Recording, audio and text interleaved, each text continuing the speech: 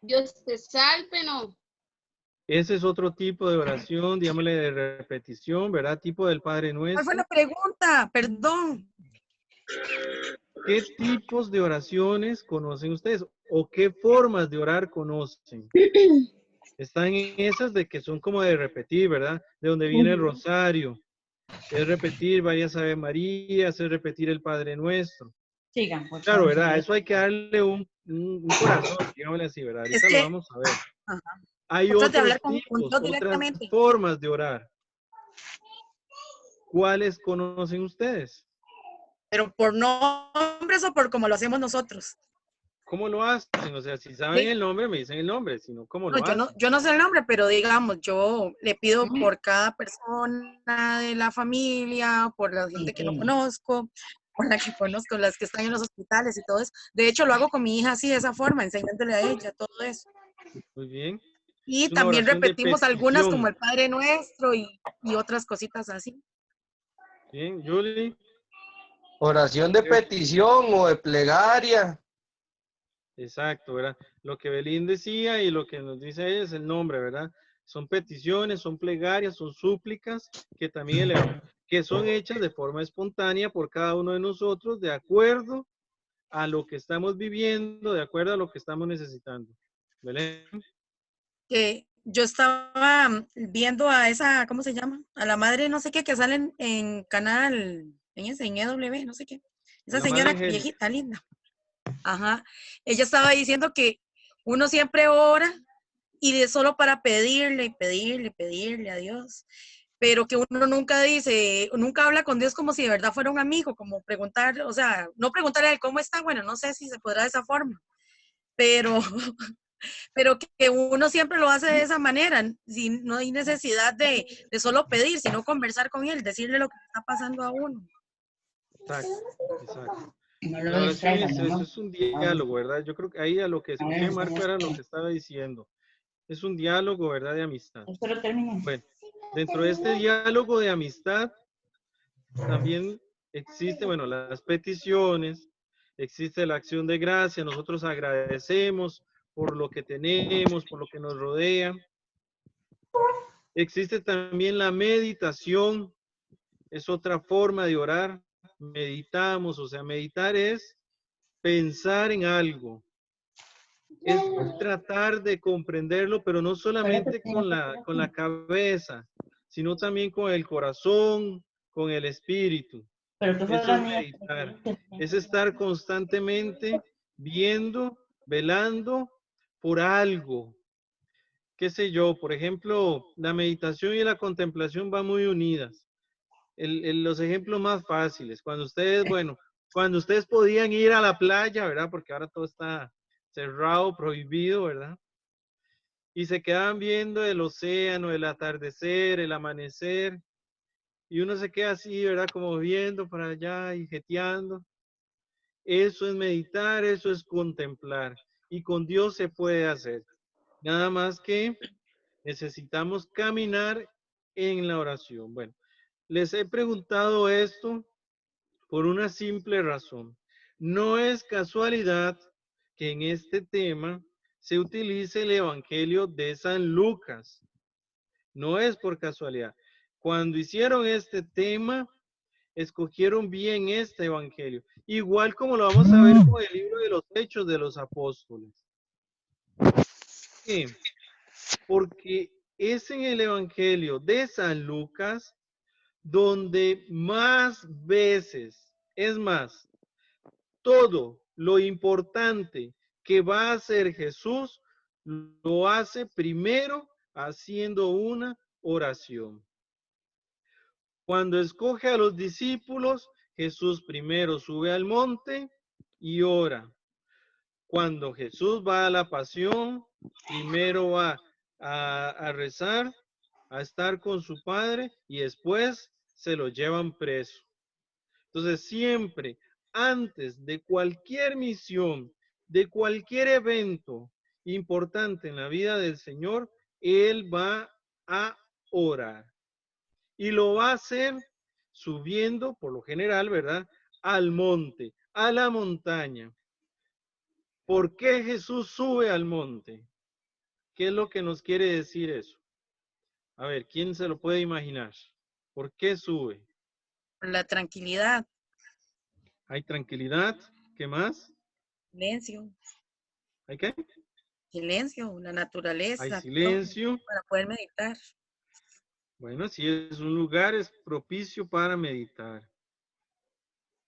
En el contexto de la Sagrada Escritura, en el pensamiento judío, el monte, la montaña, es el lugar del encuentro con Dios. Cuando alguien, un profeta o Jesús en este caso, sube al monte es porque se va a encontrar con Dios, o sea, con su Igual que Padre. Moisés. Igual que subió Moisés, igual que subió Elías, ¿verdad? Moisés sube para traer las tablas de la ley. Y es algo muy bonito, por cierto, porque donde todo el mundo ve que le traen la ley de todo lo que está prohibido, de todo lo que no puede volver a hacer, en realidad se hace por medio de un diálogo entre él y Dios. Entonces la ley no es simplemente un invento de Moisés, sino es un diálogo, surge del diálogo con Dios. Y eso es algo muy bonito. ¿Por qué? Porque nos damos cuenta de que los mandamientos no solamente son cosas que no debemos hacer, sino es lo que nos ayuda a llegar a encontrar lo que todos buscan, la felicidad. Y ya ahí empezamos a cambiar la restricción por un hacer algo que me hace bien, que me hace feliz. Ricardo, disculpa, Entonces, es curioso, perdón, es curioso. Cuando hablabas de Elías, recordemos ajá, que Elías sube a la montaña no precisamente a buscar a Dios en primera instancia, porque él iba huyendo, él iba escapando. esto, Él tenía sí, miedo a que lo mataran los sacerdotes de Baal, por lo que él corre y se esconde. Pero lo que decías ahora, qué bonito, porque a pesar de que él corre a esconderse, es ahí mismo donde el Señor le demuestra quién es él y quién es él para él. Con lo que empieza a ocurrir, los hechos que empiezan a ocurrir, él realmente ve que él no está solo, que él puede enfrentarlos y que él tiene que bajar, porque el mismo Señor le dice, pero ¿qué haces tú en la montaña? Es lo último que le dice, ¿qué estás haciendo tú ahí si todavía abajo hay miles a los cuales tienes que predicarles? Hay miles todavía que quieren escuchar mi palabra. Y tú te escondes acá. No, ve, ya te demostré quién soy yo. Ahora, ya te enseñé qué eres tú para mí. Ahora tú ve y demuéstrame. Pero lo que decías ahora es en oculto, es en lo secreto donde el Señor nos habla. sí. Y por eso es el lugar de la montaña. O sea, la montaña siempre va a ser. No necesariamente, ¿verdad? Nosotros tenemos que ir a treparnos ahí en la piedra hacia arriba para poder hacer oración. Nuestro monte, nuestra montaña, siempre, vea. Y esto apréndaselo de una vez. Porque una de las dificultades más grandes en la oración comienza aquí. La montaña más grande que tenemos que subir es nuestro corazón y nuestra mente. Correcto, nosotros. ¿Por qué? Porque muchas veces son nuestros pensamientos los que nos limitan. Muchas veces son nuestras emociones, nuestros sentimientos los que nos quitan la fuerza. Entonces, desde nosotros es que comenzamos a subir en este monte para encontrarnos con Dios. Y ahora que Marco pues mencionaba la historia de Elías, ¿verdad? Ya con más detalles, pues sí, él iba huyendo, él tenía miedo, estaban matando a todos los profetas. Correcto. Es que no creo ustedes que era una cosita así de que salió corriendo por cualquier situación, no, estaban matándolos. Y cuando Dios le habla en ese monte, él lo espera de una forma formidable, de una manera que demuestre el poder de Dios, que demuestre quién es Él. Y no lo hace. El texto nos lo recuerda. Vino un viento huracanado y allí no estaba Dios. Vino el fuego y allí no estaba Dios. Es en la brisa, en la quietud En la calma. y en la Ajá. suavidad. Correcto. Allí es donde habla Dios. Por eso les decía que lo primero que nos limita en la oración son nuestros pensamientos.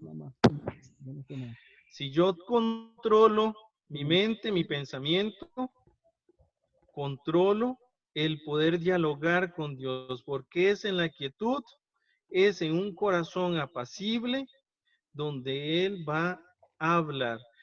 Y no porque no lo esté haciendo, sí lo hace. El problema es que yo no lo puedo escuchar. Vean ustedes qué importante es esto de estar en tranquilidad, que yo viéndolos aquí por la pantalla y ustedes viéndose, se dan cuenta de cómo están moviendo la cámara, caminando para otro lado, quitando esto, poniendo lo otro. No hay paz. Casi todos están para arriba y para abajo, moviéndose, atendiendo todo a la vez. Eso nos distrae y eso hace que la oración todavía sea más dificultosa. Por eso es subir al monte. Muy bien, pero vamos a ir avanzando porque si no yo me quedo hablando y ¿qué va? Lucas, como les decía, bueno, es experto en poner a Jesús a rezar. Él lo hace siempre. Siempre lo va a poner primero en la sintonía con su Padre. ¿Por qué? Porque Lucas quiere demostrarle a la comunidad a quien él escribe, que por cierto, él escribe para griegos, él escribe para paganos, imagínense, ya Lucas está escribiendo para paganos porque Lucas no conoce a Jesús. Él no anduvo con él, pero sí recoge los relatos, él recoge el testimonio, ustedes lo podrían ver en la introducción, donde escribe a su querido Teófilo, ¿verdad?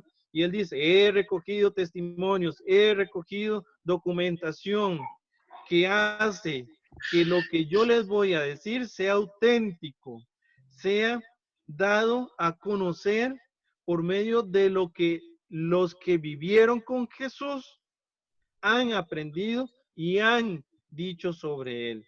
¿Y por qué lo hace así? Porque él está hablando a paganos. Él está hablando a aquellos que, pues, pueden ser judíos, pero a la vez pueden ser de otras tierras. Lo vamos a ver en el libro de los Hechos, cómo las primeras comunidades surgen, y no solamente de la que estaba en Jerusalén, sino en Samaria, por ejemplo. Ahí va Felipe y empieza a hablar sobre Jesús. Y Felipe, bueno, y Samaria y Jerusalén, ¿verdad? Los judíos y los samaritas, recuerde que siempre han estado en pleito, ¿verdad? Nunca se han querido. Tanto así que en Samaria hay un templo y en Jerusalén hay otro. Imagínense en el pleito tan grande. Y Felipe llega y funda una comunidad. Después llega Pedro, llega los apóstoles a dar la confirmación en esa comunidad y a formar la iglesia. Pero bueno, ya eso lo vemos después. Lo importante aquí es ver cómo Lucas trata de demostrar que Dios no es aquel que se ha quedado escondido, que se ha quedado oculto, sino que viene y está con todo aquel que quiere unirse a Él. Y lo digo así, unirse, porque es un vínculo. Eso es como, bueno, como el matrimonio, como las parejas, ¿verdad? Como la amistad. Tiene que haber un vínculo, algo que una a las personas. Lo mismo pasa, por eso Lucas comienza diciendo que Jesús se encarna. ¿Por qué? Porque él quiere mostrar que la misericordia de Dios se hace presente en la vida humana, en todo, en todo. Por eso Dios se hace hombre. ¿Para qué? Para unirse. Vea que se lo vuelvo a repetir. Es el vínculo. Ya no se puede separar. Dios y el hombre se han unido eternamente. Ya no se puede separar. Y la oración es el medio por el cual nosotros logramos ir caminando en esta unión que se va a llevar a cabo en plenitud por completo cuando estemos participando en el cielo. ahí sí, ya no solamente vamos a sentir su presencia, sino que además vamos a vivir con Él. Y ahí podemos ver el Evangelio de San Juan, donde nos recuerda que Jesús va a la casa, va al cielo para hacernos una morada, una habitación en la casa de su Padre. Y el Padre Nuestro, que bueno, se podría hacer toda una meditación solamente sobre el Padre Nuestro, ¿qué es lo que nos recuerda? Que hay un Padre que se preocupa por nosotros, que vive atento a nuestra necesidad y trata en lo que nosotros permitamos de estar siempre con cada uno, en todas las situaciones. Vea que en el Padre Nuestro pedimos por el pan, pedimos para que nos libre del mal, pedimos que el reino de Dios venga a estar en nosotros, pedimos. ¿Por qué? Porque sabemos que nuestro Padre nos va a ayudar. Por eso la confianza al final del texto. Si sabemos que tenemos un Padre, sabemos que no nos va a dar una piedra, que no nos va a dar una serpiente, que no nos va a dar algo que nos dañe, sino nos va a dar a aquello que realmente nos hace bien. Muy bien. No sé, ¿alguna duda sobre esto? ¿Estamos bien? Sí, con eso Sí. estamos bien. Bueno, Solamente, sí. no, que eso, que cuando uno, yo siempre, al principio, dudaba mucho de mi forma de orar y todas esas cosas. Entonces, ahora ve uno que no está mal. No está mal. Más bien, o sea, que dicho que me retoma ese tema. Cuando nosotros hacemos, por ejemplo, las oraciones de repetición, como el Padre Nuestro y el Ave María, ¿verdad? Que por cierto, en muchas ocasiones, ¿verdad? En ciertos círculos causa mucho conflicto, ¿verdad? Porque dice que uno no debe repetir y repetir ahí como lo...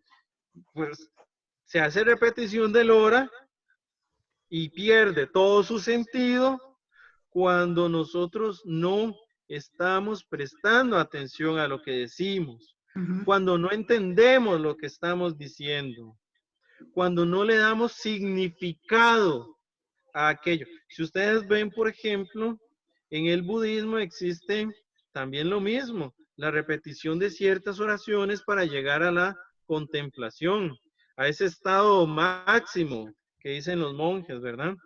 Bueno, ya voy. Es lo mismo con el rosario, es lo mismo cuando repetimos. Si nosotros entendemos, si nosotros vemos con el corazón y con la mente lo que estamos diciendo, es una oración extraordinaria.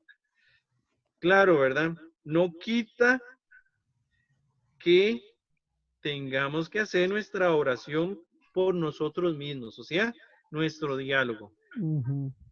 Siempre, siempre, la oración que repetimos nos ayuda a encauzarnos. Es como la práctica, digámosle así. Practicar todos los días el calentamiento cuando hacemos La ejercicio. introducción. Pero lo que nos va a abrir al diálogo verdadero siempre va a ser lo que sale de nosotros mismos. Janet, levantó la mano. Sí, con eso de la oración, yo siempre lo comparo, por ejemplo, con la poesía o las canciones. Muchas veces queremos decirle algo a alguien y no sabemos cómo. Entonces encontramos una poesía o una canción que se acerca mucho a lo que queremos decir y lo utilizamos. Entonces, esas son las oraciones, los rezos. Más o menos es eso, es encontrar, y también en las oraciones, la idea es que no vamos a decir una oración o vamos a buscar una oración sin realmente leerla y entender qué está diciendo. Y si la decimos es porque sentimos que aquella oración expresa lo que estamos sintiendo en ese momento. Solo que tal vez nosotros no tenemos la facilidad de palabras para hacerlo. Entonces usamos esa herramienta. Es como un bastoncito que tenemos ahí. Y es válido. Pero también, como decía Ricardo, que esas oraciones nos ayuden también a ir aprendiendo cómo hablar con Dios. Y hablar con Dios, y en el material que les pasé, ahí lo dice, Jesús nos enseña que hablar con Dios es hablar con alguien muy cercano a mí, alguien que me ama, que me entiende.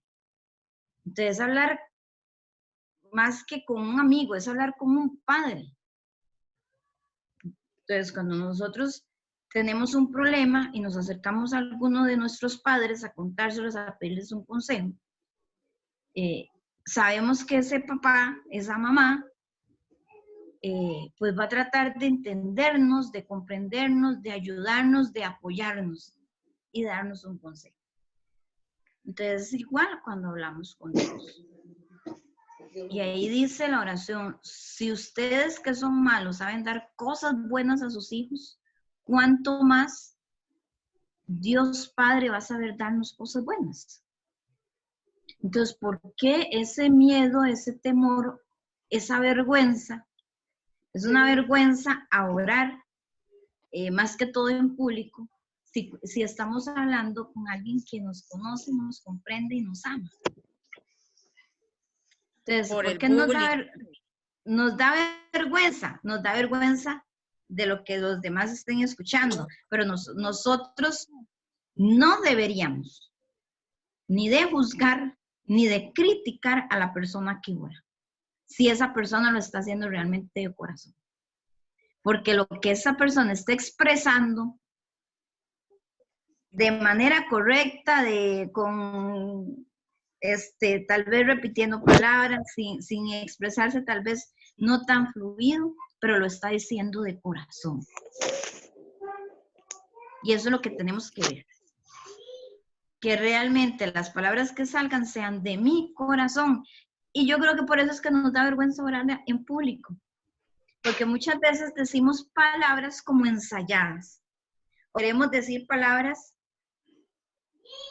que le agraden a las personas que nos están escuchando y no a Dios.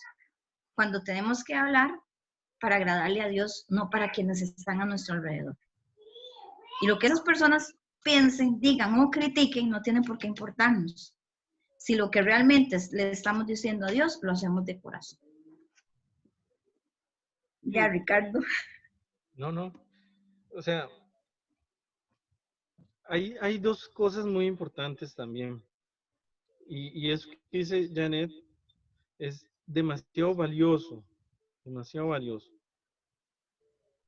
Nosotros debemos de aprender en nuestra oración a conocer quién es Dios. Y esto que también lo guarden, porque tal vez no sea para ustedes, pero sí para alguien que lo vaya a necesitar. No debemos de catalogar a Dios como Padre en la misma figura de nuestro papá. ¿Por qué digo esto? Bueno, hay papás que son muy buenos, excelentes padres, pero hay otros que no. Igual pasa con las mamás, ¿verdad? No es que estoy echando eso para este lado, ¿verdad? También pasa. ¿Qué es lo que ocurre? Que aquí viene la primera dificultad, digámosle, con los niños. Bueno, ya en catequesis de niños, ahí lo percibe. ¿Qué es lo que ocurre? ¿Qué dice? Dios es padre. ¡Ay, es como mi papá! No, yo no quiero eso. Como me dijo un chiquito. Como me dijo un chiquito, es que mi mamá ha tenido muchos esposos. Imagínese. ¿Cuál de todos los papás es cojo? Bueno, exacto. Nosotros que ya estamos más grandes, ¿verdad? Tenemos que preocuparnos por saber quién es realmente Dios Padre. ¿Para qué? Para que no caigamos. Si tenemos un papá que se ha preocupado, que ha estado presente, que, bueno, todo esto, ¿verdad? Que ha sido virtuoso, ¿verdad? Entonces, sí, tomémoslo. Usemos de referencia todo eso. Pero recordando también que sigue siendo un ser humano y que como nosotros se equivoca, que como nosotros comete errores, hace cosas que no debe. Dios no es así. La paternidad de Dios nace de su corazón misericordioso. Nace de la misericordia. Y el mayor ejemplo o la mayor prueba de la misericordia de Dios es que nos ha dado a su Hijo Jesucristo. Y Él se ha despojado de todo, como dice San Pablo, dejando su condición, se ha hecho esclavo, y no bastándole con eso, ha tomado una cruz y ha muerto en él. En esa cruz ha muerto el Señor. Es la mayor prueba de la misericordia y del amor de Dios como Padre. Entonces, que no les pase, porque a mí también me pasó una vez y fue feísimo, porque yo estaba dándole una catequesis a unas niñas que vivían en las aldeas infantiles. Yo no sé si ustedes conocen en las aldeas infantiles, ¿verdad? Eso es como el orfanato, ¿verdad? Ahí van todas las niñas o niños que han sido sacados de las casas por violencia. Y me tocaba darles el tema del Dios Padre, o sea, horrible.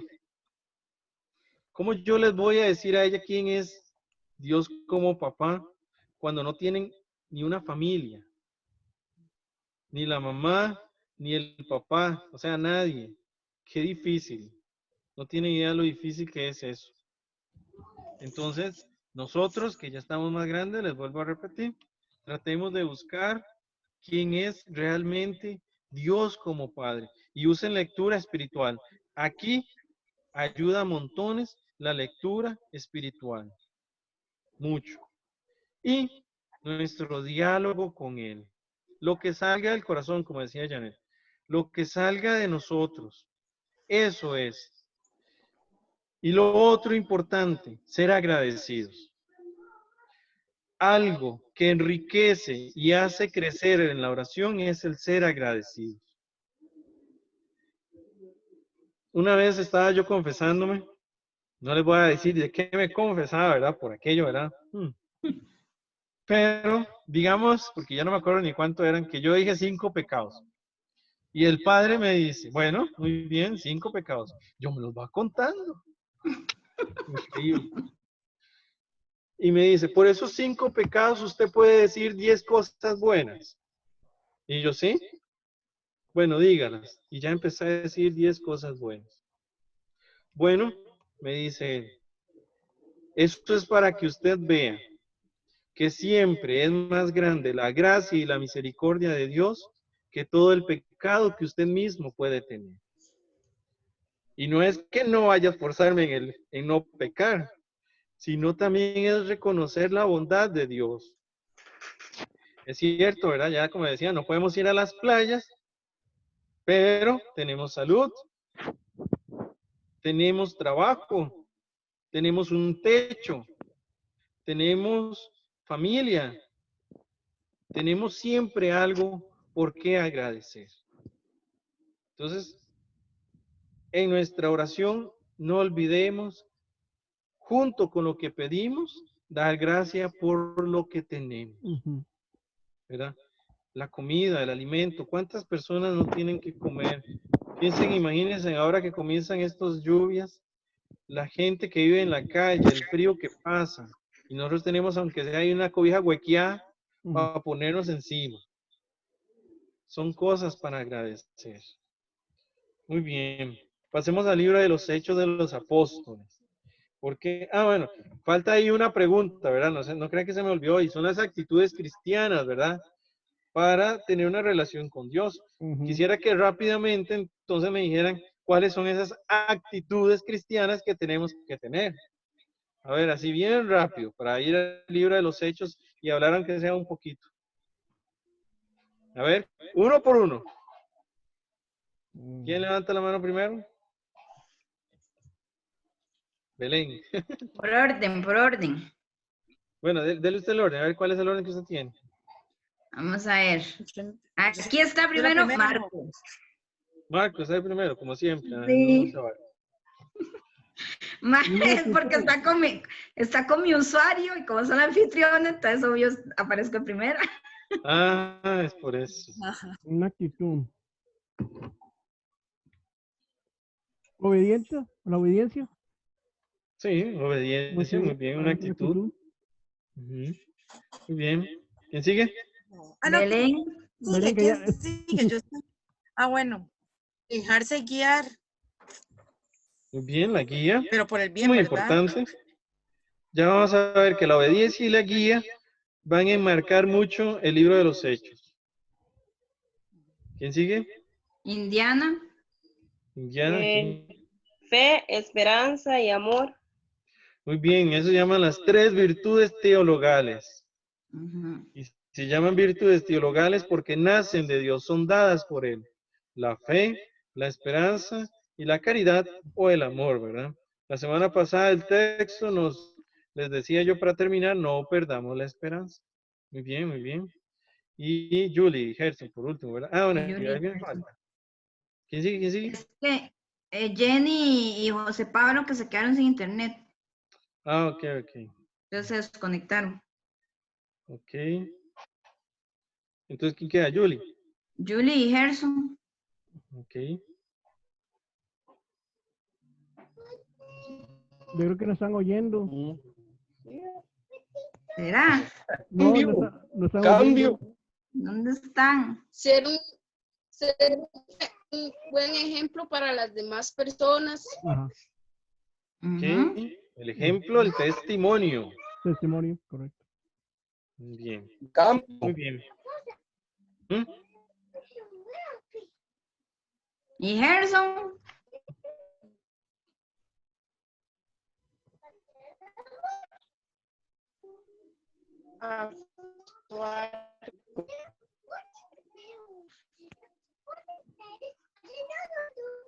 ¿Qué es?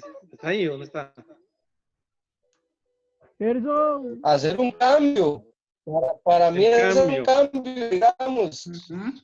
Muy bien. Eso se llama la conversión. conversión. Vea que ya se los tradujimos en forma cristiana para que quede todo en sintonía.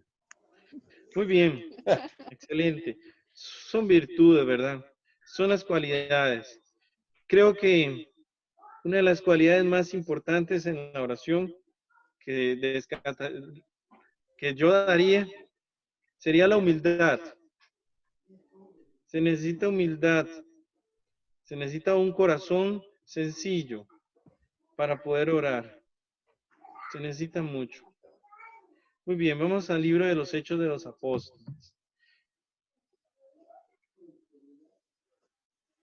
El libro de los Hechos de los Apóstoles, bueno, es igual, escrito por San Lucas, ¿verdad? Creo que ya eso lo sabían. ¿De quién habla? ¿Quién es el protagonista?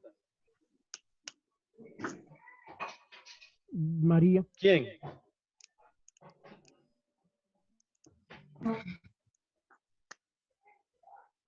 Ahí ¿Quién es el llamar Pablo. protagonista? ¿Quién habla? María. ¿Es María? María no es la protagonista del libro. Ah, del libro. Como tal. Sí, del libro, del libro. Ya. Mm, Para ¿De mí, quién habla? para mí es el Espíritu Santo. ¿Cómo, cómo? El Espíritu Santo. Como protagonista. ¿Sí? ¿Qué opina el resto? Jesús, no. Jesús, En los hechos. Jesús. el Espíritu, Jesús. ¿Qué más? ¿Cómo se llama el libro? Todos los hechos. Si se habla de los Lo que hechos, entonces pasó. haría que la iglesia. La iglesia. Ajá. Hechos de los. Apóstoles. Apóstoles. ¿De qué nos habla el libro? Entonces, ¿quiénes son los protagonistas? Los ¿O el apóstoles. protagonista? Los apóstoles. Los apóstoles. Pues en realidad todos cayeron en el error, porque el primero que tuvo la razón fue Marco. Aunque el libro se llame Hechos de los Apóstoles, si ustedes ven todo el libro, el protagonista, el principal, el único que importa es el Espíritu Santo. Todo lo que los apóstoles hacen es por obra, por acción del Espíritu Santo. todo lo que ellos hablan, los milagros, las comunidades que van creciendo, es fruto y único dueño, el Espíritu Santo. Es más, Es el único, ahí es donde sale el día del Pentecostés, ¿correcto? justamente, Ujú. justamente. Y hay muchos relatos del libro de Pentecostés, de la venida, ya se me olvidó la palabra, del Espíritu Santo que va formando a la comunidad, que la va haciendo crecer, ahora sí, a partir de los apóstoles, a partir del testimonio y de la predicación de aquellos que han sido escogidos para transmitir el evangelio. Por eso se llama el hecho de los apóstoles, porque recoge cómo estos discípulos, estos apóstoles enviados por el Señor, van a ir anunciando que aquel que ha muerto, que aquel que fue matado por los judíos, ahora vive, ahora está con nosotros y ahora es el que transmite la fuerza de Dios a través del Espíritu Santo. Ese es, en resumen, el libro de los Hechos de los Apóstoles. Es como la comunidad cristiana en aquel entonces se va dejando transformar, se va dejando moldear y construir por la acción del Espíritu. Y eso es muy bonito. Ya nosotros vemos en nuestra liturgia diaria cómo los textos bíblicos nos van preparando para esta fiesta. El próximo domingo es la ascensión del Señor y el que sigue es el cumplimiento de la promesa. ¿Cuál es la promesa? Que Él no nos va a abandonar, que Él sube al cielo, como dije antes, para prepararnos una casa, una habitación con su Padre. Pero mientras tanto, nos dará un defensor, un abogado, un paráclito. Y eso es lo que significa esa palabra, paráclito, abogado, defensor. Así que cuando la escuchen, ya saben qué es el que nos defiende. Y no solamente nos defiende ante Dios, como a veces lo quieren presentar, ¿verdad? Y en un juicio, ¿verdad? Y que llega alguien a luchar por nosotros, no. Sino es el que le da la fuerza a la comunidad para poder sobrellevar todo lo que le va pasando en el camino. En el martirio, ustedes recordarán que en las primeras comunidades estaba la persecución y hoy, 2020, sigue la persecución. No crean que eso se ha acabado. Ni tampoco crean que no se va a hacer presente en la vida de cada uno de ustedes. Llegará el momento. Y para este momento tenemos aquel que nos defiende, el que nos da la gracia para poder vivir en el amor y en la esperanza que solamente vienen de Dios todos esos momentos. Y es donde ustedes escucharán los relatos de los grandes santos que han vivido su dolor, que han experimentado todo el sufrimiento de una forma admirable, de una forma diferente. No sé, déjeme ver, un santo así. Bueno, hace poquito se celebró, no sé si fue hoy o ayer, ya se me olvidó, los 100 años del nacimiento de Juan Pablo II. Imagínense ustedes que Juan Pablo II, bueno, ha sufrido en su vida. Perdió a su papá, perdió a su mamá desde muy joven. No le quedó a nadie. Él vivió solo toda su juventud, su adolescencia prácticamente. Lo más famoso, el atentado, ¿recuerdan? Cuando le dispararon. Y él va a la cárcel y perdona a quien le ha disparado. Todo lo largo de su enfermedad, años de enfermedad. Inclusive a mí no se me borra de la memoria verlo la última vez que salió por la ventana del Palacio Pontifical, del Vaticano, y él tratar de hablar, de decirle algo a la gente y no poder. Es impactante eso, impactante. Ujú. O sea, él que tanto habló, que tanto le dijo al mundo y llegar a una ventana y no poder decir nada. Yo no me imagino el dolor que sintió al no poder comunicar todo lo que él quería decir. Y hoy lo vemos como una persona heroica. Un ejemplo que recuerdo ahorita, y lo pueden buscar ahora más adelante.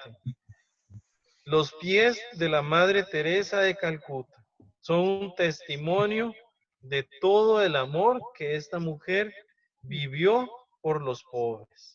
Búsquenlos, ahí en Google, búsquenlos.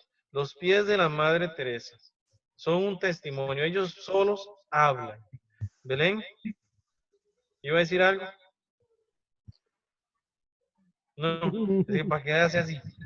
Estás espantando un zancudo. Yo le doy a la computadora. No, es que con mi teléfono es el que le doy a la compu señal y yo ando buscando porque me dice conexión inestable. Bueno, ¿Me muy escucha? bien. ¿Sí? Sí. Ah, bueno. Muy bien. Es el Espíritu, entonces, quien hace posible que nosotros vivamos de esa forma. Es el Espíritu Santo que se nos es dado desde el bautismo, el que nos transforma en templos de Dios. Y quiero recordar aquí una frasecita de una de mis amigas, como digo yo, ¿verdad? De Santa Isabel de la Trinidad, para que la vayan aplicando en su vida. Ella decía, el cielo, yo creo que ya se las había dicho en algún momento, pero no importa, se las repito. El cielo en la tierra encontré porque Dios habita en mí. Ella era consciente de que en su corazón, en su mente, en su alma, en su cuerpo, vivía a Dios. Y como Dios vivía en ella, ella siempre trataba de hacer lo mejor, de vivir en forma heroica. Ahora bien, el libro de los Hechos de los Apóstoles siempre nos recuerda a esta comunidad que ha sido completamente transformada por Dios, pero no porque no hayan problemas. Recuerden lo que les contaba la semana pasada, con todo el problema que tuvo Pablo con los corintios y con los gálatas. Prácticamente lo echaron, de los gálatas lo echaron. No lo querían ni ver. De los corintios tuvo que pelearse con todo el mundo. Recuerden de los superapóstoles. Hay problemas, hay dificultades, pero ante todo, siempre que la comunidad tiene algo que hacer, sigue el camino de Lucas, cuando pone a Jesús a orar antes que a todo. Si ustedes ven en el relato que Janet les ha subido, les ha compartido con la hojita esta, nos encontramos con una comunidad que se ha reunido para recibir el Espíritu Santo. Y después de que ellos reciben el Espíritu Santo, es que salen a transmitir, salen a enseñar, salen a anunciar a aquel que les ha salvado, a aquel que ha dado la vida y ha resucitado. Nosotros igual, siempre antes de cualquier cosa, de cualquier situación, nuestra oración. Hay algo que, perdón, Ricardo, algo que me llama la atención y es cuando hablabas de Pablo. Hay que recordar que Pablo era un perseguidor de iglesias, un perseguidor de cristianos. Bueno, sí, iglesias, porque es lo mismo en ese momento. Yo me imagino a la gente, quien lo conocía a él o sabía quién era él en sí, su figura, porque al recordarse algo que el momento que en los hechos la iglesia estaba viviendo uno de los peores momentos por las persecuciones, y en eso hay que incluir a los apóstoles. Hay que recordar que Pablo fue uno de esos que perseguía, era uno de esos que buscaba para encarcelarlos y si era necesario hasta matarlos.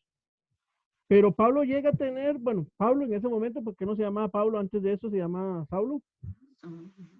Hay que ver cómo él tiene ese encuentro con Dios para su cambio.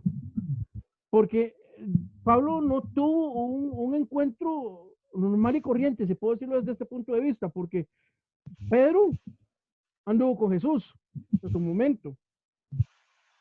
Pablo no. Pablo, me corrigen un poco porque hace mucho que no cojo la Biblia para leer o para estudiarla, entonces me acuerdo, pero si mi mente no me engaña, la voz de Dios fue transmitida por un animal para que él lo llena y volviera a recapacitar en lo que él estaba haciendo. Cuando él dice, Saulo, Saulo, ¿por qué me persigues? Y es que él no estaba diciéndolo por él, sino por su pueblo, por sus discípulos, por los cristianos que lo seguían a él, por lo que él era. Ese enfrentamiento, si puedo decir la palabra enfrentamiento, porque no me puedo meter en Pablo, pero ese enfrentamiento del Dios vivo con él lo hace ver y cambiar su vida por completo.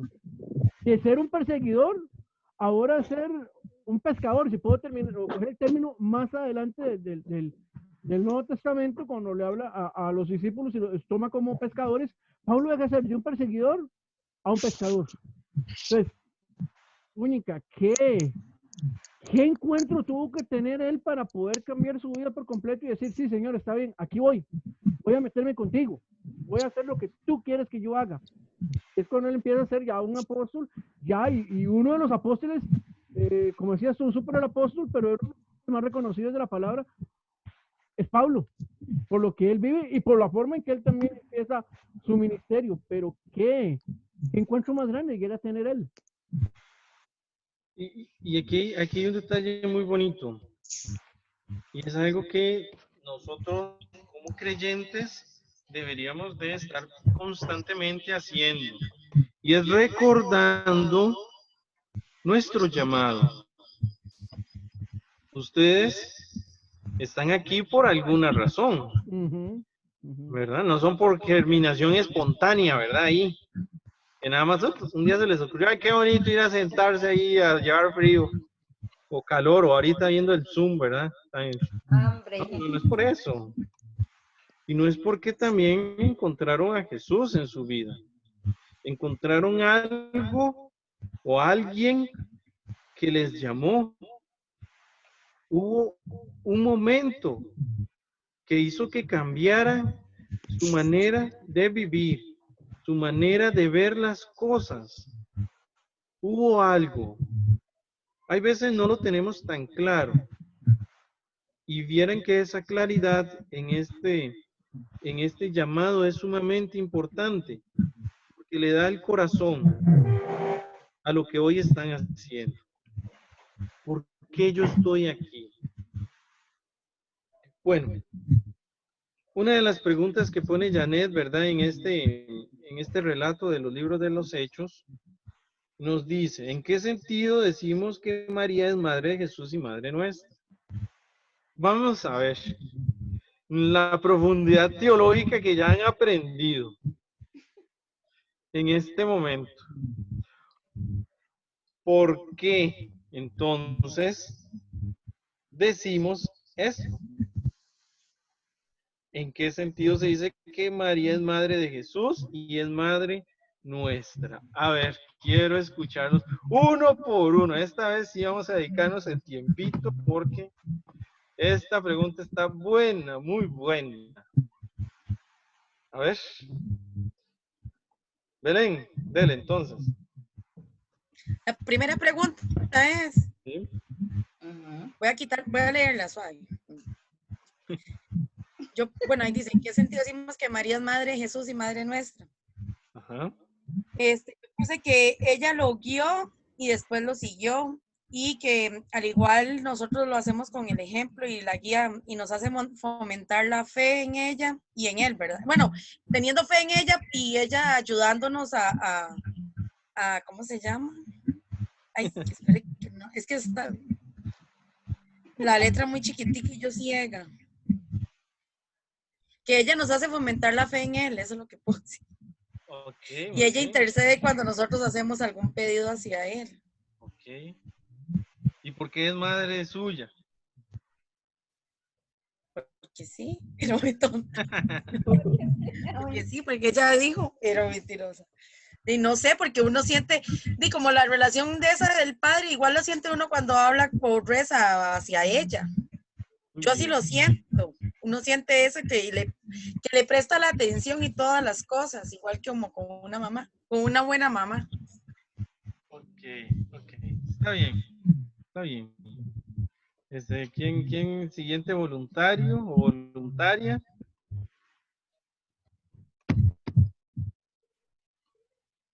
¿Qué digo yo entonces? Están peleando. Indira, entonces. Ya, yo digo que, bueno, ella intercede por nosotros. Mm, ¿Por qué decimos que es madre de Jesús y es madre nuestra? De ahí sí, porque ella intercede por nosotros y de ahí hay como, ¿qué? Como, ay, no sé cómo explicar. Vamos a ver. Gerson, Julie, a ver cuál de los dos. Ya. Para mí, porque Dios y pedir algo, ¿verdad? Y María es la madre, y para nosotros, para mí, esa sería una forma, ¿verdad? De verlo así, que Dios es también nuestro Padre.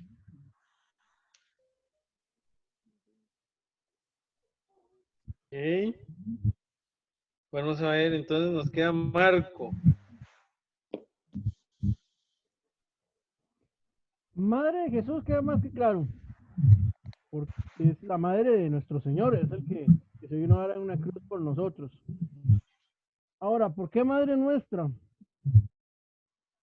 Si lo analizo así, desde el punto de vista que Jesús es el formador de la iglesia y María es la madre de Jesús, siendo nosotros sus hijos. Puede decirse que somos hijos de Jesús, somos los afortunados de Jesús. Para mí, por eso María sería nuestra madre, aparte de que, como lo dice aquí en el texto, María en todo momento obedeció al Padre, en todo momento lo siguió, en todo momento estuvo con él. Y si él, vuelvo a lo mismo, si ella era la madre de Jesús y nosotros somos parte de Jesús, siendo sus hijos, me imagino yo que nos formamos parte de ella también y pasamos a ser sus hijos también. No sé, digo yo, ¿verdad? Al punto de vista mío. Y él derramó su sangre, es la sangre de Jesús, correcto. Si somos purificados, si somos limpiados por esa sangre, no sé si me voy a entender, pero yo sé que es un poco raro, pero voy a entender yo que esa sangre hace parte de ella también. ¿Me entiendo? Como de familia. Como de familia, exactamente. O sea, voy así. La sangre de Jesús fue derramada para nosotros, para ser nosotros salvos. Y hay que entender esto. La sangre de Jesús no fue mezclada con sangre de hombre. ¿Es correcto? Corríjame en eso. ¿Es correcto? Fue obra del Espíritu Santo. ¿Correcto? Ajá, pero esa sangre es purificada, esa sangre es única, pero sí trae la sangre de su madre. ¿Es correcto? Entonces, hacer esa sangre sobre nosotros, teniendo la sangre de su madre, es ahí donde nosotros pasamos a ser sus hijos también. Digo, yo no sé si voy mal pero para mí va por ese lado, lo espiritual. Ok, muy bien. ¿Janet? Bueno, eso sí, ya la pegó.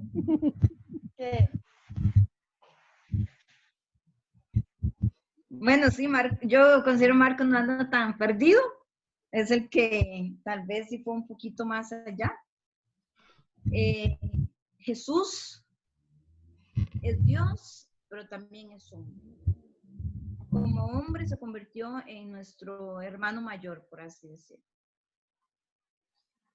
Por medio de Jesucristo, Dios nos adopta a todos como hijos. y a su vez Jesucristo nos transmite a su madre como madre nuestra. En el texto, ahí también se menciona que Jesús deja encargado al apóstol que cuide de su madre. A Juan, ajá, ok.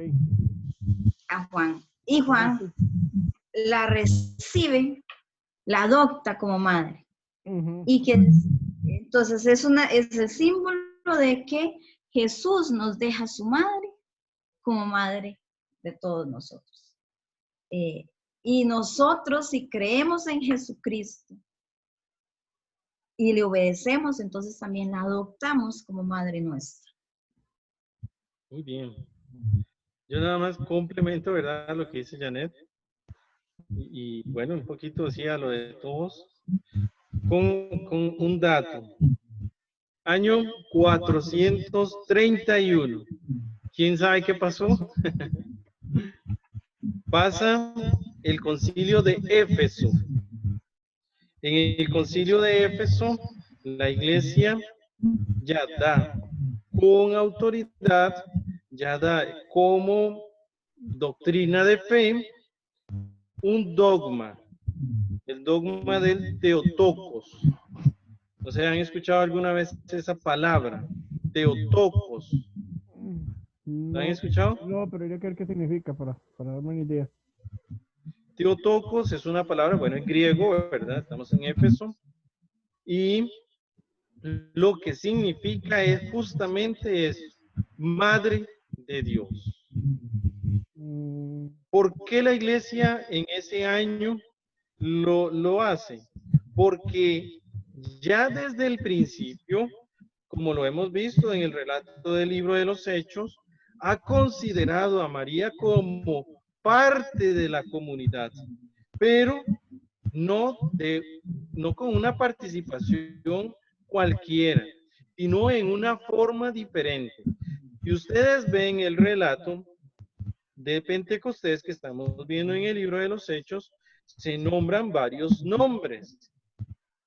Pedro, Juan, Santiago y Andrés, correcto. Felipe y Tomás, Bartolomé y Mateo, Santiago de Alfeo y Simón el Celote, y Judas el de Santiago. Correcto. Todos ellos son los apóstoles, ¿ok? Perseveraban unidos en la oración junto con algunas mujeres y con María. Ricardo, perdona, Judas no les Iscariote, ¿verdad? Por aquello. Ah, sí, ¿verdad? No, Judas ya estaba en el otro mundo. No, ese ya estaba muerto. Ajá, por aquello. No, pero muchas veces cuando hablan, oyen el nombre de Judas, lo enlazan de una vez. Para los que no conocen palabras, lo enlazan de una vez con Judas Iscariote, ¿no? Sí. Eran dos Judas los que había en ese momento. Dos Judas eran apóstoles, ¿verdad? Entonces, ¿a qué voy con esto de los nombres? Cuando se mencionan los nombres así, es porque se está haciendo referencia a que son personas importantes. Correcto. A que son personas que tienen un cargo, que tienen una misión específica, importante. Y vean ustedes que en un contexto judío, en una cultura judía, las mujeres, recuerden, siempre eran de segundo plano o menos, ¿verdad? Era la costumbre judía. Y que diga el nombre, el texto de San Lucas, de algunas mujeres y María, está haciendo la diferencia entre esas mujeres y María. Ajá, por supuesto. Las está poniendo al mismo nivel de los apóstoles. Correcto. ¿Por qué? Porque se está dando su nombre. Y es más, hasta esa coma estamos al mismo nivel, pero si ya la pasamos, le da el rango, el título o la misión específica para la cual fue llamada. La madre de Jesús y sus hermanos. Entonces vean ustedes qué impactante. Ya San Lucas desde este relato nos está hablando que en la primera comunidad, desde el puro principio, María tenía un lugar visible y especial para ellos. ¿Por qué? Porque es la madre de Jesús. ¿Y quién es Jesús? Es aquel que ha resucitado. Y es que en este tiempo de Pascua hay que repetirlo bastante, ¿verdad? Para ver si nosotros nos lo llegamos a creer. Entonces, imagínense, María es madre de Dios, porque como lo han dicho, de ella nace, de ella Dios mismo toma carne para hacerse hombre. Y la iglesia, basada en el relato de San Juan y en estos textos como el de San Lucas que acabamos de ver, nos da a María como madre nuestra. ¿Por qué? Porque no hay que olvidar algo muy importante. Dios se hace hombre, Dios se hace humano. Y al ser humano, también sabe que necesita de que nosotros estemos acompañados. Y ahí lo que decía Belén, ¿sí? También nosotros necesitamos una mamá. Y la iglesia, entonces, al descubrir esta figura maternal de María, y al descubrir, como decía Janet, que nosotros en el Hijo somos hijos por adopción, porque si bien es cierto, al principio de la iglesia, a veces uno escucha a los padres de la iglesia decir que Jesús también es padre, pero esto siempre ha sido un poquito ha provocado confusión, porque recordemos que Dios es padre, hay un Dios que es hijo y hay un Dios que es espíritu. Entonces nosotros de Jesús somos hermanos. ¿Por qué? Porque en su sangre hemos sido rescatados. ¿Por qué hemos sido rescatados? Porque ha tomado de María carne humana. ¿Ven? Por eso somos hijos de María. Porque en ella Dios ha encontrado el lugar, el templo, o como lo dicen las letanías, que a veces no las entendemos, el vaso espiritual, el vaso digno de honor, dice. ¿Por qué es un vaso? Porque en ella se derrama, en ella se deposita, en ella se contiene toda la gracia de Dios. Toda la acción del Espíritu Santo encuentra en María, más bien dicho, el campo abierto, el esplendor así, como la sabana grande, donde el Espíritu puede hacer todo lo que Él quiere hacer.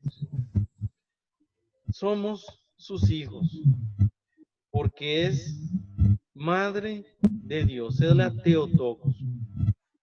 Claro, ¿verdad? Un poquito de historia, ¿verdad? Para que les quede ahí tal vez en la memoria, digo yo, ¿verdad? Ese concilio de Éfeso se hace porque estaba en discusión que Jesús era hombre y Dios verdadero. Estaba en discusión eso, porque algunos decían que Jesús no podía ser hombre. ¿Cómo se iba a contaminar de esta carne pecadora? Jesús solamente usó a un ser humano, bueno, Dios más bien, usó a un ser humano llamado Jesús para hacer su misión. Esa era una de las teorías. Otra teoría fue que no, que Él simplemente apareció como espíritu. Jesús, o sea, Dios, que es Jesús, apareció como espíritu.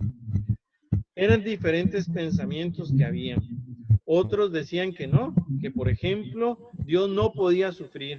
Entonces, en el momento en que ese hombre Jesús es crucificado, antes de todo del sufrimiento, Él se iba. Como que desposeía a ese hombre Jesús y Dios salía de allí. Y entonces la iglesia dice, bueno, no, ¿cómo es esto, verdad? Este desmadre, ¿verdad? ¿Cómo va a ser? No.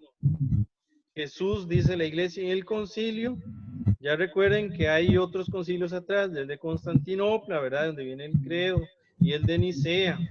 También, junto con esos concilios, surge el de Éfeso y dice, Jesús es Dios y es hombre verdadero. Y es hombre verdadero porque toma carne de María. Y es María entonces madre de Dios por consecuencia. Así de simple lo dice el concilio. Entonces es algo maravilloso. Dios no nos deja solos, no nos deja desamparados. Nunca lo hace y menos nos deja sin la posibilidad de recurrir a María. Y ahí sí, es donde ustedes ven la ternura que suscita ella.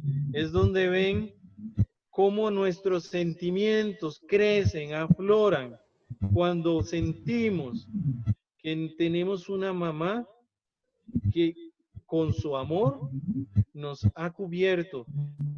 Y al escuchar tantos relatos, tantas historias de lo que a través de María Dios le concede al ser humano, se hace sorprendente, es increíble.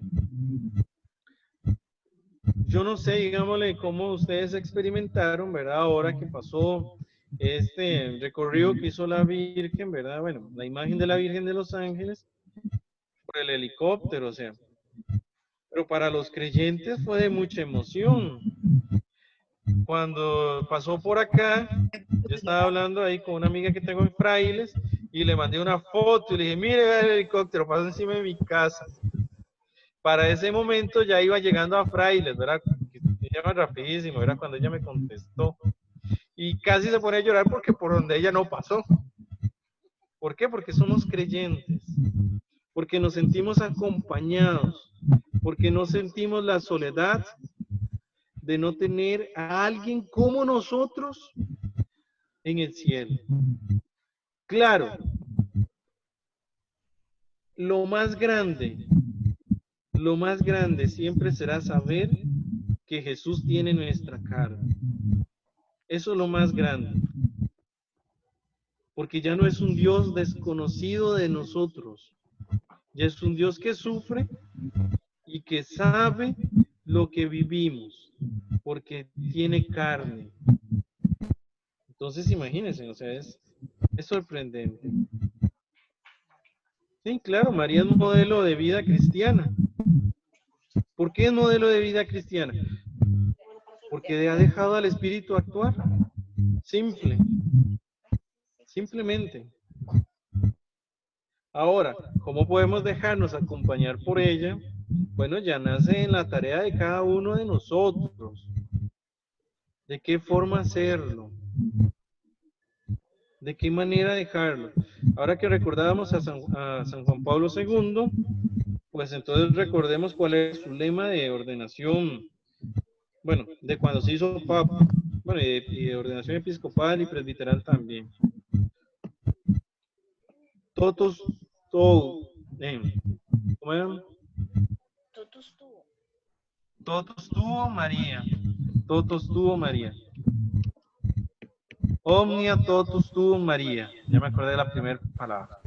Omnia totus tuum María. Decía Juan Pablo II. ¿Qué significa eso? Todo, todo yo, todo lo que soy es tuyo, María. Él se dejó acompañar así. Bueno, nosotros tenemos que buscar nuestro camino. Dicen, y creo que es algo sumamente verdadero, por lo menos en mi vida, en mi experiencia de fe, así lo es.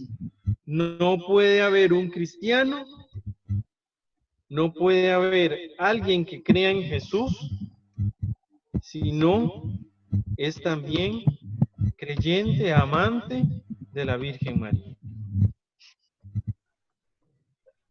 No conozco un solo santo que no haya puesto su vida en manos de ella. No lo recuerdo. Y si lo encuentran me dicen para ver cuál es, porque me sorprende.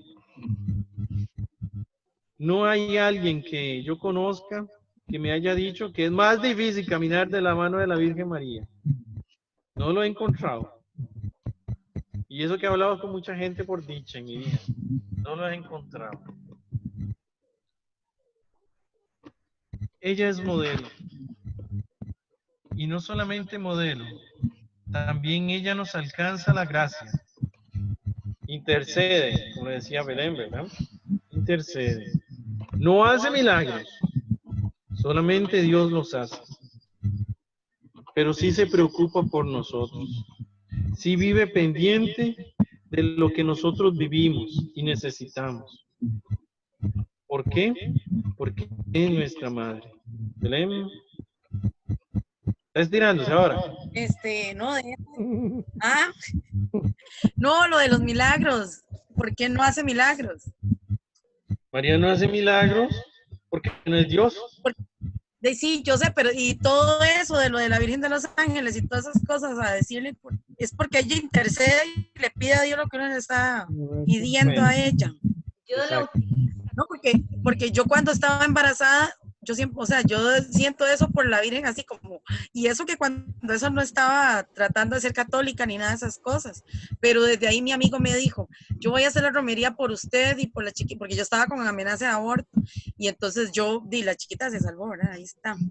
Pero lo que yo digo, o sea, yo desde ahí, yo sé un sentimiento rajado, y el día que pasó casi me desmayo. Pero, ¿cómo se llama? Pero yo no sabía eso.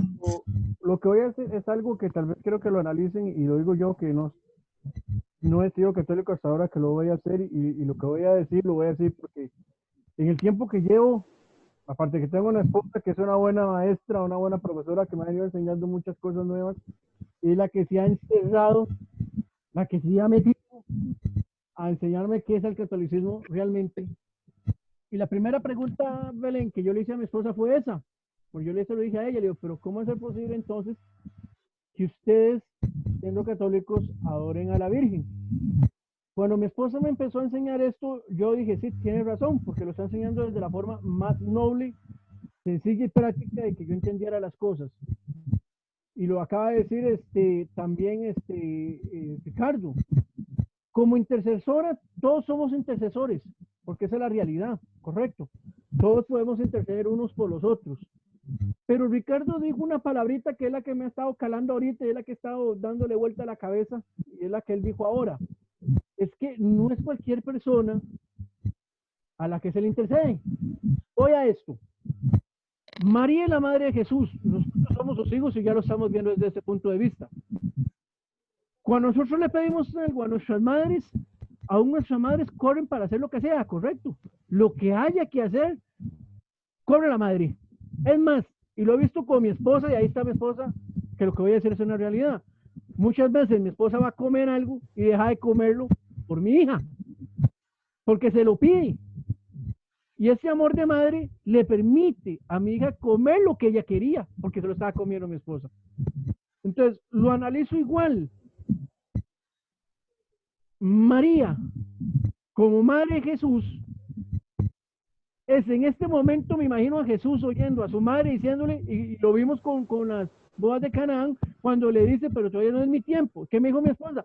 Pero ¿quién se lo está pidiendo, Marco? Amorcito, ¿quién se lo está pidiendo? María, era su madre. Y en ese momento él ya no podía decir no. Igual es en ese momento. María toma todo el centro alrededor de su hijo para pedir. En ese momento me imagino a María pidiéndole a su hijo, pero mira, hijito, mira a Marco, mira lo que él está pasando, mira lo que él está necesitando, mira lo que él ocupa. Va más allá de que sea yo el que se lo pida. No sé si voy mal por lo que he entendido, por lo que mi esposa me ha venido enseñando, pero yo lo considero así. María es algo especial en el término de que es la madre de Jesús. Pues no es cualquier persona. Y creo que no acaba de decir algo que es una realidad también. Yo no he visto o yo no he entendido a ningún santo, y tómese santos antes del título, como Juan Pablo II o como una Madre Teresa de Calcuta. Yo no he escuchado a ellas que no digan María, no, es que siempre la han buscado a ella. ¿Por qué? Porque vamos a lo mismo. María es la madre de Jesús, y al ser la madre de Jesús, todo el centro de Jesús está alrededor de su madre. Así de sencillo y no tiene otro término. María pide, Jesús hace. Jesús intercede a Dios y lo realiza. Esa es una cadena que siempre lo he considerado así, aunque son lo mismo, Padre, Hijo, Espíritu Santo, pero dentro de esa cadena entra la Madre Jesús. Así es como me lo ha enseñado mi esposa y así lo he venido aprendiendo. Ahora, algo que dijo Ricardo ahora, vamos a lo mismo. Milagros, y es donde entendemos el término mal. Voy a decir por lo lado mío. ¿Por qué muchos pastores se la creen? ¿Por qué muchos pastores rajan de grandes? Porque llegan a un punto determinado que el Señor hace tantas obras por medio de ellos que ellos creen y se toman la posición de que ya no son pastores, sino que son ya más allá que pastores y ahora más allá que Dios. Esa es otra cosa aparte. Pero milagros, y eso es lo que tenemos que tener claros, milagros solo Dios, intercesores todos lo somos, pero María es un punto clave entre la intercesión por el punto que ella es ahí en ese momento. Pero Dios escucha a todos, porque más sirve en que tú hay un momento determinado que tal vez estabas pasando algo, o querías una respuesta a algo, o querías esperar algo, y de un punto a otro, pum, te apareció sin pensarlo y dices, uy, pero ¿por qué? ¿De dónde me vino esto? ¿Por qué me apareció esto? ¿Por qué? Si yo lo estaba esperando, yo quería esta respuesta, yo quería este milagro, pero ¿por qué? No se lo habías contado a nadie. Muchas veces Dios contesta así, como otras veces Dios tiene su tiempo para contestar, pero a lo que ibas a eso. Por eso es que María tiene el centro como primordial de la Madre de Jesús, pero que Dios escucha a todos en general, a todos nos escucha porque así lo dice la palabra. Correcto. Ahora, intercesor entre el Padre y el hombre, primordial por ser el vaso que se dio para salvarnos a nosotros, Jesús. Eso siempre tiene que quedar muy claro y eso siempre sí lo voy a mantener. Pero que María es una intercesora muy grande. Vamos a lo que dije ahora. Es la mamá de Jesús. No sé si dije mal, ¿verdad? Perdón. Era lo que quería decir, pero es lo que yo sentí y lo que me ha enseñado mi esposa. O espero haberlo dicho bien, ¿verdad, amor? Porque ya yo no sé. Yo ya por ese lado.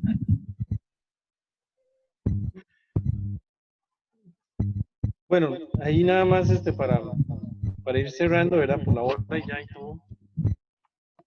Sí, nosotros utilizamos el término también mediación, ¿verdad?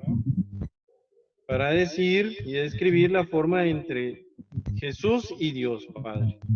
Y para decir entre María y Jesús, para así llamarle como la cadena que se llama Marco, decimos intercesión. Y sí, todos intercedemos. Pero como bien decía, o sea, de acuerdo a donde estemos y nuestro rango, porque los santos también lo hacen, interceden. ¿Y por qué encontramos gracias de ellos? ¿Por qué le rezamos a San Luis? ¿Por qué le rezamos a San José? A San Juan Pablo II, a Santa Teresa de Calcuta, al santo que ustedes sientan afinidad. ¿Por qué? Porque sabemos que están ya contemplando a Dios. Porque sabemos que ellos han hecho un buen camino. Porque sabemos que en su vida podemos encontrar un medio, una forma para poder construir nuestra vida. Correcto. Y la gracia siempre será de Dios y siempre será dada por Él. Pero Él, como lo hemos visto en todo este día, nos hace un llamado. Siempre actuará de una forma en que nosotros podamos comprender. Y siempre actuará a través de nosotros mismos. Y cuando digo de nosotros mismos, es que Dios siempre actuará a través de nuestra carne, de nuestro pensar, de nuestro sentir. Para Dios es muy fácil decir, no, salves en todos o destruyas en todos, sin necesidad tan siquiera de haberse encarnado. Lo puede hacer, es Dios. A Dios no le hace falta a usted, ni le hago falta yo. Dios es Dios en sí mismo y se basta a sí mismo. Y su amor le basta para sí mismo. Por eso es comunidad. El Padre que ama al Hijo, el Hijo que ama al Espíritu, el Espíritu que ama al Hijo, el Hijo que ama al Padre y así. Bastan ellos. Pero para que el amor sea más grande y verdadero, tiene que compartirse, tiene que darse, no puede restringirse al egoísmo. Y eso hace a Dios moverse para actuar desde nosotros mismos. Y sí, la intercesión es eso, es Dios que deja al ser humano preocuparse, decirle, hablarle de lo que necesita, de lo que está viviendo. Eso es la intercesión, por eso Dios la hace, por eso Dios la permite. No porque lo necesite, no porque no sepa lo que vivimos, sino porque quiere que nosotros seamos parte de Él, que nos sintamos no utilizados, no como las marionetas, ¿verdad? Hay uno que va moviendo, sino como parte de su plan de salvación, donde yo tengo un lugar, una misión, donde yo tengo un porqué y una razón, donde yo encuentro el lugar que Él quiere para mí. Y eso es algo increíble y muy bonito. Y eso es lo que hace nuestra Madre María. Ella, desde su misión como Madre de Dios, ha descubierto que también puede, porque Dios lo quiere, estar atenta a la necesidad de nosotros. A mí me gustó mucho, yo aquí en la filial lo hemos hecho en otros momentos, y a la gente le dice mucho, y a mí también, las flores que pusieron en el altar ahí en la parroquia, ¿verdad? Las 1553 familias. No solamente me impacta por el número, sino también por la confianza que todavía como creyentes tenemos en ella. Es un camino seguro, es un lugar reconfortante, o dicho de mejor forma, es una persona segura, es una persona reconfortante, es una persona que siempre vamos a tener a nuestro lado y confiar por completo y plenamente cuando acudimos al auxilio, al amparo de nuestra Madre Santísima.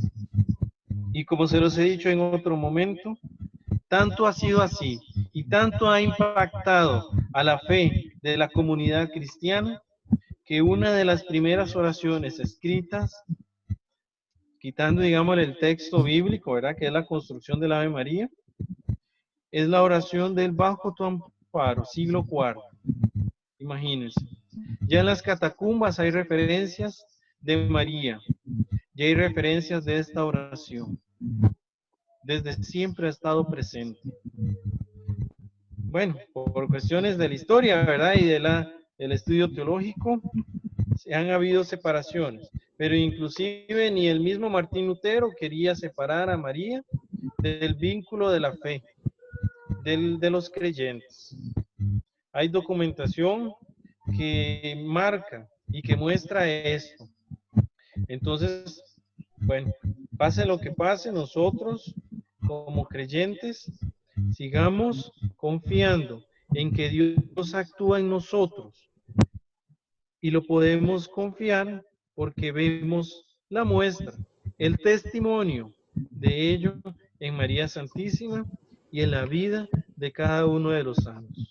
El libro de los Hechos de los Apóstoles nos ayuda a eso, a descubrir a esa comunidad, a nosotros, como creyentes, como comunidad, pero como comunidad que se deja transformar, que se deja construir por el Espíritu, como comunidad que en torno al resucitado camina y descubre una forma diferente de vivir. Esto es muy grande, es difícil, pero es un proyecto que a lo largo de la historia ha cambiado y ha transformado el mundo. Hay un antes y un después de Cristo. Hay un antes y un después de la iglesia, con sus defectos y sus virtudes, con el pecado de la iglesia y con la gran gracia que Dios transmite a través de ella. Con tus defectos, con tu pecado, con mi defecto y con mi pecado, Dios transforma el mundo y dejamos que su gracia, por medio del Espíritu, vaya comunicando y transformando. Recuerden esto: cuando sean bautizadas, cuando sean confirmados, cuando reciban la primera comunión, de acuerdo a cada caso, ustedes se convierten en discípulos, en testimonio vivo de la palabra, y esa palabra es Jesús. Jesús, que es la palabra, se hace visible a través de nosotros, a través de nuestra forma de vivir. No es vivir como babosos, ¿verdad? El Señor dice, mansos como palomas, pero astutos como serpientes. No quiere babosos. Quiere personas que piensen y que vivan bien y que construyan su reino. Entonces,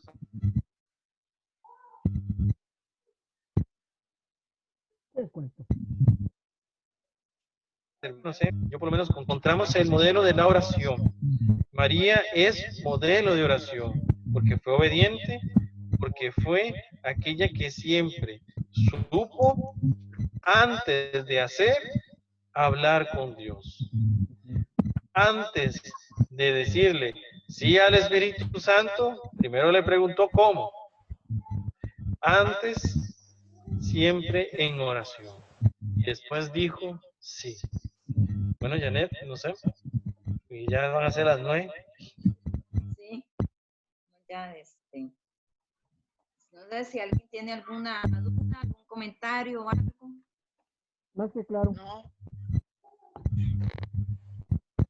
Me aclararon mis dudas en estas dos cosas, con lo de María y con lo de la oración.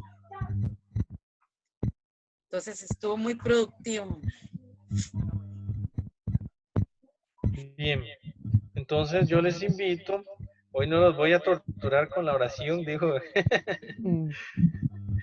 Pero no lo voy a hacer porque hay un propósito, ¿verdad? Ya la otra semana yo espero que con todo esto se emocionen más. Y el propósito es que nuevamente recurramos a lo que es nuestro. A la oración que les digo que desde siglos y siglos la iglesia ha orado. Bajo tu amparo, ¿verdad? Sí me acuerdo, en algún momento, voy a buscar, bueno, no en esta semana, no creo que me dé tiempo, pero si me acuerdo aquí al fin de semana, les voy a pasar la oración en el texto griego para que la vean y vean la traducción más o menos cómo viene, sepan de dónde nace esta oración. Entonces, terminemos orando con ella. Digamos juntos, bajo tu amparo y protección nos acogemos, Santa Madre de Dios. No desprecie las súplicas que te dirigimos en nuestras necesidades.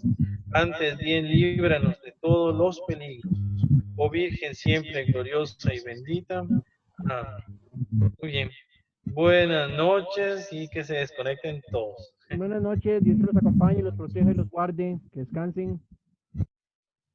Chao, se cuidan, nos vemos. Chao, nos vemos. Chao. Chao, buenas noches.